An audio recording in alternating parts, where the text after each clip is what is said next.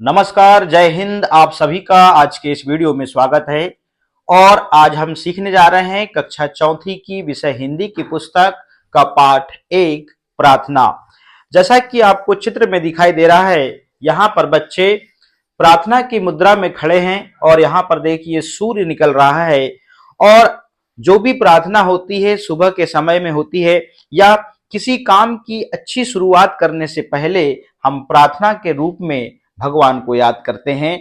चलिए, आप अपने घर में पूजा के रूप में प्रार्थना करते हैं और अपने विद्यालय में अपने जब विद्यालय की जब शुरुआत होती है दिन की, तो वो प्रार्थना से ही होती है। कक्षा चौथी का पाठ 1 है प्रार्थना। और इसमें हम सीखेंगे क्या क्या सीखेंगे। कविता का हाव भाव एवं लय के साथ में वाचन सीखेंगे, मतलब गाना सीखेंगे। और कविता के भाव ग्रहण करेंगे। कविता जो अपने भाव प्रकट कर रही है उन भावों को हम ग्रहण करेंगे। कविता को कंठस्थ करना है और समानार्थी एवं विलोम शब्दों की समझ हमको यहाँ पर बनानी है। चलिए, सबसे पहले ये जो प्रार्थना है इसको पढ़ते आना चाहिए। जब आपको पढ़ते आएगा तब आप उसको हाव भाव और लय के साथ में आप गा पाएंगे। मैं एक एक शब्दों को फोकस करता हूं ताकि उन बच्चों को फायदा हो जो बच्चे अभी थोड़ा सा हिंदी पढ़ने में कठिनाई महसूस करते होंगे। तो मेरी कोशिश यही रहेगी कि एक एक शब्दों को थोड़ा सा मैं टाइम लगेगा। लिखा है, आंख खोलकर सुबह सुबह मैं मन में कहता हूं, प्रभु तेरा उपकार की मैं भारत में रहता हूं। मेरी मातृभूमि है भारत, मैं भारत के योग्य बनूं। मातृभूमि की प्रकृति पुरुष पशु सबको अपना सगा गिनूं। इस प्रकार यहाँ पर कविता में इन शब्दों का उपयोग किया गया है। अगली लाइन है, इसको भी मैं पढ़ लेता हूं और फिर हम साथ में पढ़ेंगे।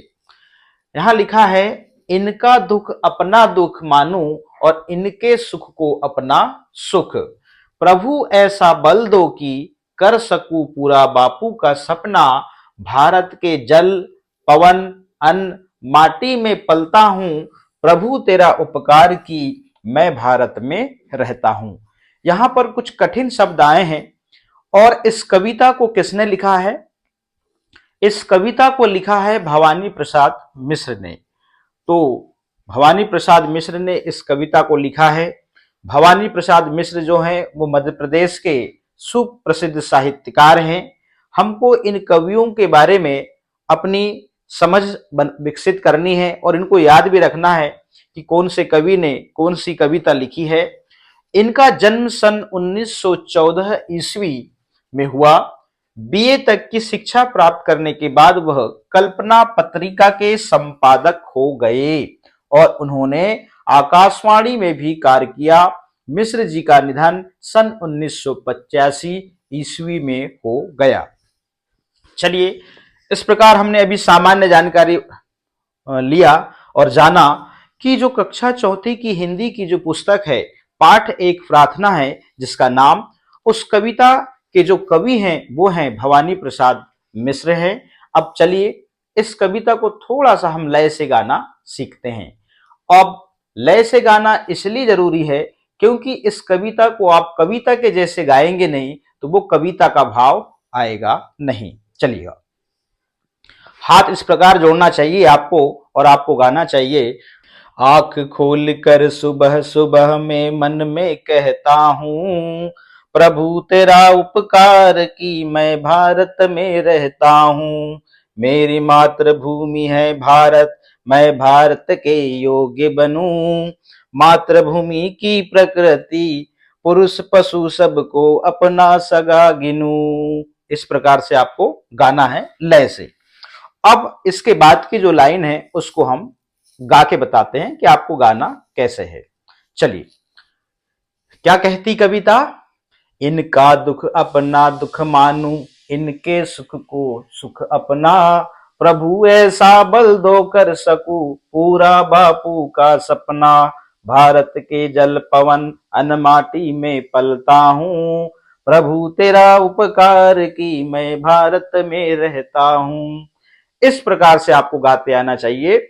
आप इसको 3 बार 4 बार गाइए, आपसे निश्चित रूप से बनने लगेगा। देखिएगा, इनका दुख अपना दुख मानू, इनके सुख को सुख अपना, प्रभु ऐसा बल दो कि कर सकूं पूरा बापू का सपना, भारत के जल पवन अन्न माटी में पलता हूँ, प्रभु तेरा उपकार की मैं भारत में रहता हूँ। इस प्रकार से आपको गाना है, और जब इसको 3 बार 4 बार गाएंगे तो निश्चित रूप से कविता आपको बनने लगेगी। हम थोड़ा सा इसका भावार्थ समझ लेते हैं, ये क्या कह रही कविता। चलिए, भवानी प्रसाद मिश्र ने इस कविता के माध्यम से, देखिएगा, प्रभु के प्रति अपनी भावनाओं को व्यक्त किया है। क्या कहता है, देखिएगा, आंख खोलकर सुबह सुबह मैं मन में कहता हूं, मतलब हे ईश्वर, जब मैं आंख खोलता हूं और सुबह सुबह और मैं अपने मन में कहता हूं, जब मैं प्रार्थना की मुद्रा में होता हूं और जब सुबह सुबह मैं आंख खोलता हूं और आंख खोलकर मन ही मन क्या कहता हूं, सुनिए, प्रभु तेरा उपकार, मतलब प्रभु आपका ही उपकार है, आपकी ही यही भलाई है कि मैं भारत में रहता हूं, आपका ही आशीर्वाद है, आपका ही प्रताप है और आपके ही पूरे जो भी मार्गदर्शन से ही मैं भारत में रहता हूं। मेरी मातृभूमि है भारत, मतलब मेरी जन्मभूमि है भारत, मेरी जन्मभूमि है भारत, मैं भारत के योग्य बनूं। ईश्वर से बोलते हैं कि मेरी जो भारत भूमि है वो जन्मभूमि है और मैं इस भारत के योग्य बनूं। मातृभूमि की प्रकृति और मातृभूमि मतलब जन्मभूमि की जो प्रकृति है, इसमें रहने वाले जो पुरुष हैं, जो पशु हैं, सबको मैं अपना सगा गिनूं, मतलब सबको अपना सगा मानूं, सबको अपना मानूं। इस प्रकार से प्रभु, इस प्रकार से कवि अपने मन में इस प्रकार की अपनी भावनाओं को ईश्वर के सामने मन ही मन में व्यक्त कर रहा है। आगे ये भाव थे इस 4 लाइनों के। अगली जो 4 लाइन है वो क्या है, जरा देखिएगा, इनका दुख, किनका, इस प्रकृति में रहने वाले जो मानव हैं, पशु है, पक्षी है, जितने भी जीव जंतु हैं, इनका यदि दुख है तो मैं अपना दुख है, यदि इनका सुख है तो मैं अपना सुख मानूं। ऐसी अपनी भावनाओं को व्यक्त कर रहा है। प्रभु ऐसा बल दो, प्रभु बल मतलब प्रभु ऐसी शक्ति दो मुझे कि मैं कर सकूं बापू का सपना, जो हमारे बापू का सपना था, जो हमारा इस भारत देश अच्छा हो, सुख हो, समृद्धि हो और शांतिपूर्ण हो, जो भी इन्होंने सपना देखा था, मैं अपने बापू का सपना पूरा कर सकूं। ये यहाँ पर जो भवानी प्रसाद मिश्र हैं अपने आदर्श मान रहे हैं, किसको, बापू को, और बापू ने जो सपना देखा था, उनके जो सपने अधूरे हैं, हे ईश्वर मुझे ऐसी शक्ति दो कि मैं अपने बापू का सपना पूरा कर सकूं। भारत के जल मतलब भारत के जल, पवन, पवन मतलब हवा, अन्न मतलब भोजन, माटी मतलब मिट्टी, मैं भारत के जल, हवा, अन्न और मिट्टी में पलता हूं। प्रभु तेरा उपकार, ये आपका ही उपकार है, आपका ही प्रताप है कि मैं भारत में रहता हूं। आपके ही आशीर्वाद से मेरा इस भारत भूमि में जन्म हुआ है। हे ईश्वर मुझे ऐसा बल दो कि मैं अपने बापू का सपना पूरा कर सकूं। यह कविता, यह जो प्रार्थना है, इस प्रकार से अपने भाव को व्यक्त कर रही है। भवानी प्रसाद मिश्र के बारे में आपको याद रखना है। पहला प्रश्न आपका तो यही होता है कि कक्षा 4 का पाठ 1 प्रार्थना के कवि कौन हैं, तो ये आपको पता होना चाहिए। भवानी प्रसाद मिश्र, देखिएगा, भवानी प्रसाद मिश्र हैं। आप थोड़ा सा इनकी इमेज भी देख लीजिए, क्योंकि इमेज देखने से क्या होता है, हमको लॉन्ग टाइम तक याद रहता है। ये है भवानी प्रसाद मिश्र। अभी अभी आप जिनको यहां पर इनके बारे में पढ़ रहे हैं, आप देखिए यहां पर, हम इसको थोड़ा सा बड़ा करते हैं तो आपको यहां पर ये इमेज दिखने लगेगी। ये भवानी प्रसाद मिश्र जी की फोटो है और कहीं ना कहीं आप इनके जो बाल है वो पीछे की ओर जा रहे हैं और देखिए ये इनकी यहां पर फोटो है। भवानी प्रसाद मिश्र मध्य प्रदेश के सुप्रसिद्ध साहित्यकार हैं। आप याद रखिएगा, ये प्रश्न में भी पूछा जा सकता है। इनका जन्म और इनका जो निधन हुआ था, ये 2 डेट हमेशा याद रखनी चाहिए। दूसरी चीज, इनकी शिक्षा याद रखनी चाहिए। और यहां पर देखिए, ये जो कल्पना पत्रिका थे उसके संपादक भी हो गए थे। और दूसरी चीज, आकाशवाणी जो अपना जो कार्यक्रम चलता था उसमें भी कार्य किया है। और मिश्र जी का जो जन्म है वो 1914 ईस्वी में और 1985 ईस्वी में इनका निधन हो गया। ये आप कवियों के बारे में जितना ज्यादा अभी से सीखते जाएंगे तो बड़ी कक्षाओं में आता ही है। आपके 2 कवियों के बारे में, उनकी रचनाएं, उनका जन्म, उनकी मृत्यु, उनका क्या किस प्रकार का, उन्हें कौन कौन से लेख लिखे, कौन कौन सी कविता लिखी, ये सब बड़ी क्लासों में पूछता है।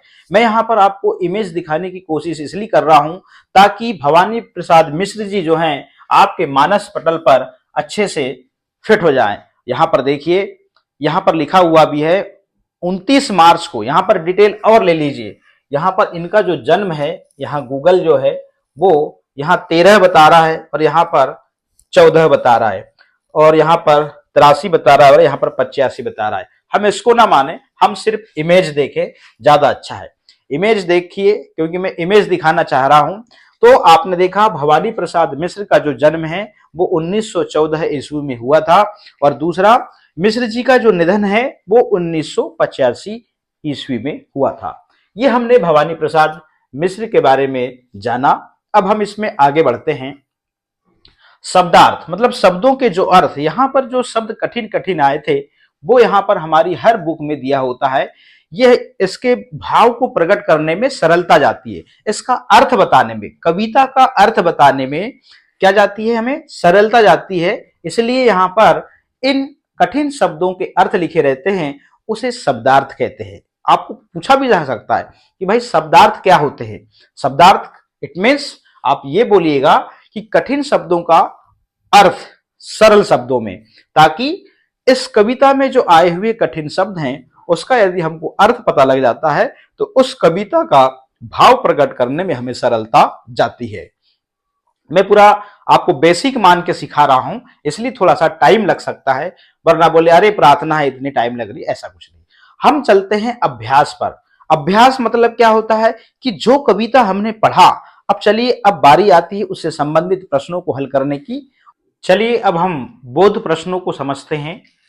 निम्नलिखित प्रश्नों के उत्तर लिखिए। इस कविता में कवि किसका उपकार मान रहा है?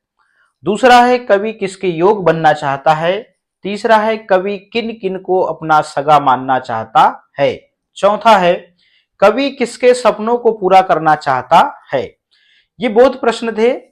यहां पर दूसरा है खाली स्थान भरिए। अब इसको हम भर लेते हैं, इसके बाद में ये 5 प्रश्न और तीसरे नंबर का जो प्रश्न है इसको हम साथ में हल करेंगे। कौन सा? निम्नलिखित पंक्तियों के भाव लिखिए।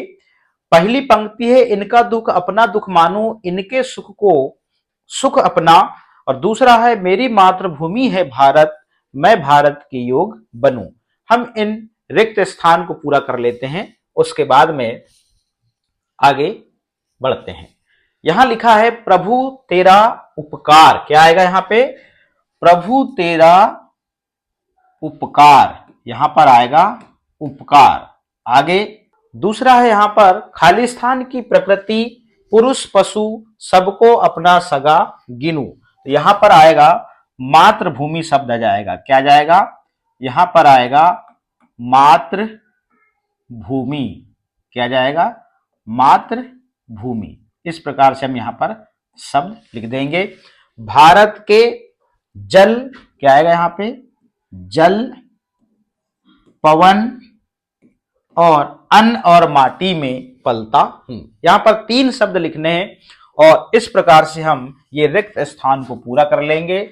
अब हम चलते हैं इसके प्रश्नों के उत्तर पर। हमने यहां पर बहुत अच्छे से इसके प्रश्नों को उत्तर लिखा हुआ है, अब वो लास्ट में है, फिर हम फिर से रिवर्स आ जाएंगे क्योंकि प्रश्न क्रमांक 1 करना है हमको। चलिए ये है। आप सभी इस वीडियो को रोककर इन प्रश्नों के उत्तर आप लिख सकते हैं। बोध प्रश्न है निम्नलिखित प्रश्नों के उत्तर लिखिए। इस कविता में कवि किसका उपकार मान रहा है? देखिएगा, आपको प्रश्न लिखने की कला आनी चाहिए। आपको प्रश्न उत्तर लिखने के लिए आपको पूरा पूरा याद नहीं करना है। आपको यहां पर कैसे याद करना है, जरा देखिए, मैं बता रहा हूं, आपको टेक्निक बता रहा हूं।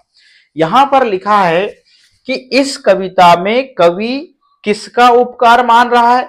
आपको यहां पर जो शब्द किसका लिखा हुआ है, यहां ध्यान देना है। इसकी जगह में क्या जाएगा, इस कविता में कवि ईश्वर का उपकार मान रहा है। मात्र आपको ये वाला शब्द याद करना है, इस प्रश्न का उत्तर पूरा याद हो जाएगा।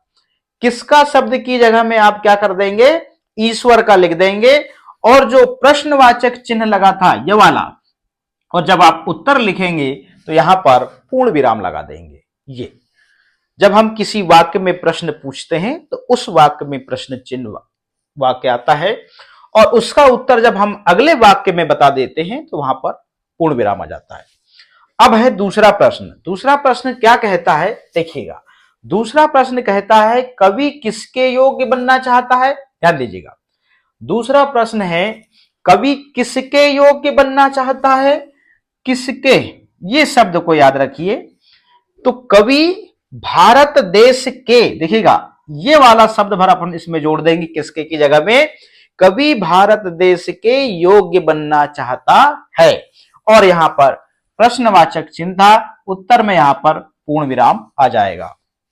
तो कवि भारत देश के योग्य बनना चाहता है। अगला प्रश्न है कवि किन किन को अपना सगा मानना चाहता है। अभी हमने प्रश्न को पढ़ा कि कवि किन किन को अपना सगा मानना चाहता है, और अभी हमने रिसेंटली अभी कविता को पूरा पढ़ा है, उसके भाव के अर्थ को समझा है। तो किन किन को, देखिएगा, कवि किन किन की जगह में क्या क्या आएगा, जरा ध्यान दीजिएगा। कवि, कवि शब्द आया, भारत देश की प्रकृति, मानव समुदाय, पशु पक्षियों को, अब यहीं से चालू हो गया, को अपना सगा मानना चाहता है। मात्र इन शब्दों को याद कर लेने से आपको ये प्रश्न का उत्तर पूरा बन जाता है, और यहां पर प्रश्नवाचक चिन्ह की जगह में यहां पर पूर्ण विराम आ जाता है। चौथा प्रश्न है कवि किसके सपनों को पूरा करना चाहता है। देखिएगा, आगे बढ़ते हैं। कवि जो है किसके सपने को पूरा करना चाहता है भाई। देखिएगा, यहां पर किसके शब्द आ रहा है, यहां पर। तो कवि बापू मतलब गांधी जी, महात्मा गांधी जी आएगा, गांधी जी, अपन यहां पर कोष्टक में लिखा हुआ है कवि बापू के सपनों को पूरा करना चाहता है। यदि आप बापू भी लिख देंगे तो भी काम हो जाएगा, मगर आपने बापू को कोष्टक में लिख दिया, महात्मा गांधी जी को बापू कहा जा रहा है, के सपनों को पूरा करना चाहता है। इस प्रकार से यहां पर प्रश्नवाचक चिन्ह की जगह में जब हम उत्तर लिखेंगे तो पूर्ण विराम आ जाएगा। अब प्रश्न क्रमांक 3 हमने 2 कर लिया, रिक्त स्थान वाला। प्रश्न क्रमांक 3 क्या कहता है, जरा ध्यान दीजिएगा। प्रश्न क्रमांक 3 कहता है कि निम्नलिखित पंक्तियों के भाव लिखिए। अब यहां पर भाव लिखे हुए हैं, देखिएगा, हमको सिर्फ बोला गया है भाव लिखने, ध्यान दीजिएगा, और प्रश्न में जो बोला गया है वही हमको लिखना है। यदि 2 अंक का प्रश्न है, उसमें 2 अंक मिलने हैं, तो हम उसमें इतना सारा ना लिखें कि हमको वहां पर 5 या 10 अंकों का लिखने की जरूरत नहीं है। प्रश्न में जो बोला गया, पंक्ति, निम्नलिखित पंक्तियों के भाव लिखना है। तो इनका दुख अपना दुख मानूं, इनके सुख को अपना, ध्यान दीजिएगा। तो उत्तर हम भाव लिख रहे हैं, क्या लिख रहे हैं, भाव। कवि भवानी प्रसाद मिश्र कहते हैं, क्या कहते हैं, प्रभु, एक प्रभु आएगा यहां पे, एक को आप मत लिखिएगा। प्रभु से यह प्रार्थना कर रहा है कि प्रकृति में रहने वाले सभी प्राणी एवं जीव जंतु के दुख को अपना दुख और सबके सुख को अपना सुख मानूं। बस ये लाइन यही भाव व्यक्त कर रही है। क्या व्यक्त कर रही है कि प्रकृति में रहने वाले सभी प्राणी एवं जीव जंतु के दुख को अपना दुख और सबके सुख को अपना सुख मानो। बस इतनी सी बात है, आप इतना याद भी कर लेंगे और आप इसको आसानी से लिख लेंगे। आगे अगला क्या है, इस लाइन का आपको भाव लिखना है। मेरी मातृभूमि है भारत, मैं भारत के योग बनूं। उत्तर भाव, कवि भवानी प्रसाद मिश्र कहते हैं कि मेरी जन्मभूमि भारत है और मैं भारत के लायक बन सकूं। बस यही भाव है इसमें, बाकी कुछ नहीं है। इसके बाद में अब हम चलते हैं, प्रश्न क्रमांक 3 कंप्लीट हो गया। अब हम चलते हैं प्रश्न क्रमांक 4। अब प्रश्न क्रमांक 2 भी कंप्लीट हो गया, प्रश्नों के उत्तर भी हो गए। आप इस वीडियो को रोककर आप इनके प्रश्नों के उत्तर आप लिख सकते हैं। ये प्रश्न क्रमांक 3 कंप्लीट।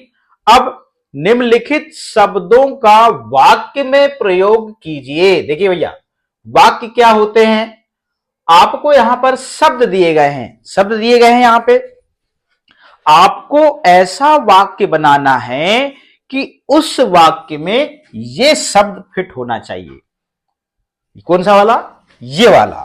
तो आपको ऐसा वाक्य बनाना है कि ये दिए गए शब्दों को आपको उसमें जोड़ना है और ऐसा आपको वाक्य बनाना है। जैसे शब्द है उपकार, तो इसमें देखिए उपकार शब्द है, उपकार मतलब होता है भलाई। तो यहां हम वाक्य बनाते हैं, यहां लिखते हैं हम हमें, हमें, हमें, देखिए हमें लिखा, हमें दूसरों, हमें दूसरों का उपकार करना चाहिए, उपकार करना, करना और चाहिए। इस प्रकार से हमने यहां पर ये वाक्य बनाया, पूर्ण विराम। फिर है सपना। अब यहां पर लिखो हमें, यहां लिख सकते हैं हम हमें अपने, अपने माता पिता, माता पिता के सपनों, सपनों को पूरा, पूरा करना चाहिए और यहां पर पूर्ण विराम। दूसरा है मातृभूमि। मातृभूमि मतलब जन्मभूमि। तो यहां पर हम दूसरा वाक्य लिख देंगे, तीसरा, यहां तीसरा लिखेंगे भारत, भारत मेरी, मेरी मातृभूमि है। क्या है, मातृभूमि है। ये इस प्रकार से हम लिख देंगे। ये यहां पर छोटी की मात्रा आएगी, देखिएगा यहां पर मातृभूमि है, मातृभूमि है, ये वाक्य बन गया। फिर पवन, और पवन का मतलब होता है हवा। मुझे, यहां आप लिख सकते हैं मुझे पवन, पवन अच्छी, अच्छी लगती है, लगती है। यहां पर पवन का जो अर्थ है वो है हवा से है, तो पवन मतलब हवा अच्छी लगती है। माटी, माटी, देखिए माटी मतलब मिट्टी को कहा गया है। मेरे, यहां लिखेंगे मेरे देश की, मेरे देश की माटी, मेरे देश की माटी सोना है, सोना है। बस कुछ नहीं है, अपने को यहां पर ध्यान रखना है कि हमने किया क्या।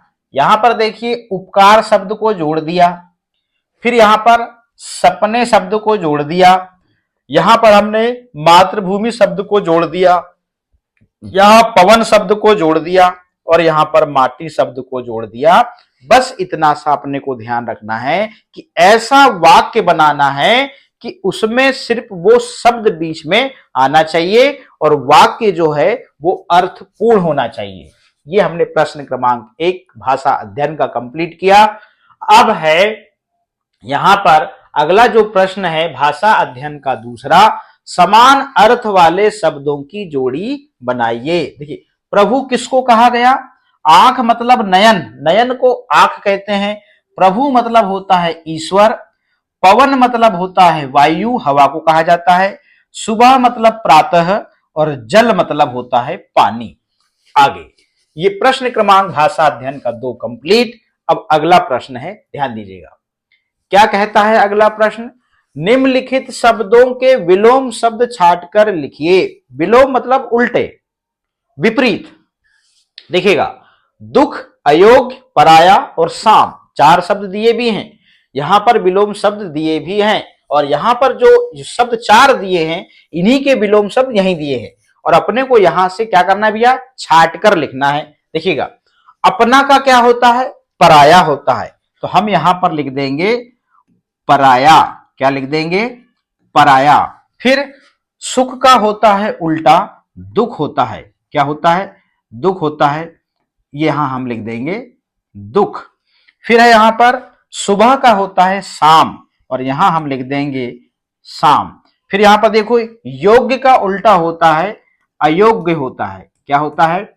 अयोग्य होता है। इस प्रकार से हम विलोम शब्दों को यहां से छाट कर लिख देते हैं, और ये पाठ आपका अब फिनिश होता है। और यहां पर योग्यता विस्तार, आपको इसके अलावा यदि आपकी अपनी योग्यता को बढ़ाना है तो मातृभूमि का महत्व बताने वाली अन्य कविताओं को ढूंढकर कक्षा में सुनाएं।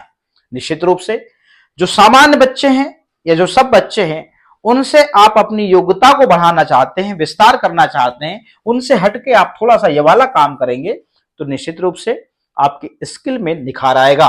इस कविता को प्रार्थना के समय सामूहिक रूप से गाइए। यदि आप इस कविता को प्रार्थना सभा में गाते हैं तो आपकी योग्यताओं का विस्तार होगा। आपको अलग से ये कविता याद नहीं करनी पड़ेगी, आपको हाव भाव से ये कविता खुद ब खुद बन जाएगी। इस वीडियो में इतना ही, हम जल्द मिलेंगे पार्ट 2 के साथ में। बहुत बहुत धन्यवाद।